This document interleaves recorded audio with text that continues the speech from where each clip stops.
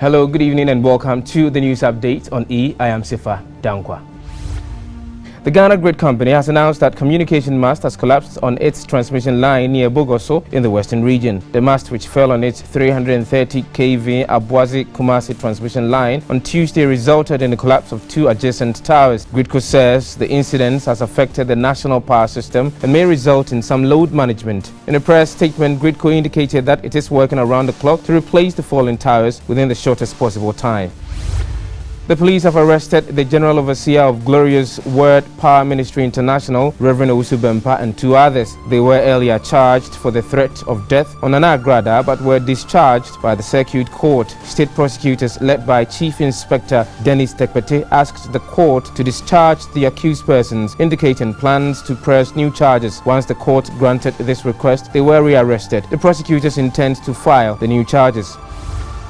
Ethiopian authorities have detained more than 70 drivers working with the United Nations. This comes amid international alarm over reported widespread arrest of ethnic Tigrayans as the war in the country's north escalates. A UN spokesperson said the drivers are contractors of the UN's World Food Programme and were arrested in Samara, the capital city of Afar region.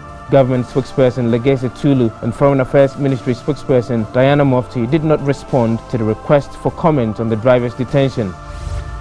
Countries are being urged to strengthen their carbon cutting targets by the end of 2022 in a draft agreement published at the COP26 Glasgow Climate Summit. The document says vulnerable nations must get more help to cope with the deadly impacts of global warming. It also says countries should submit long-term strategies for reaching net zero by the end of next year. Critics have said the draft pact does not go far enough, but others welcomed its focus on the 1.5 degrees Celsius target. The document, which has been published by the UK COP26 presidency, will have to be negotiated and agreed by countries attending the talks. Migrants trapped in Belarus made multiple attempts to force their way into Poland overnight. Warsaw announced on Wednesday that it had reinforced the border as the European Union prepares to impose sanctions on Belarus over the crisis. The EU accuses Belarus of encouraging the migrants from Middle East, Afghanistan and Africa to try to illegally cross the frontier in revenge of earlier sanctions imposed on Minsk over human rights abuses. And that does it for the news update on E. I am Sifa Dankwa. Many thanks for watching.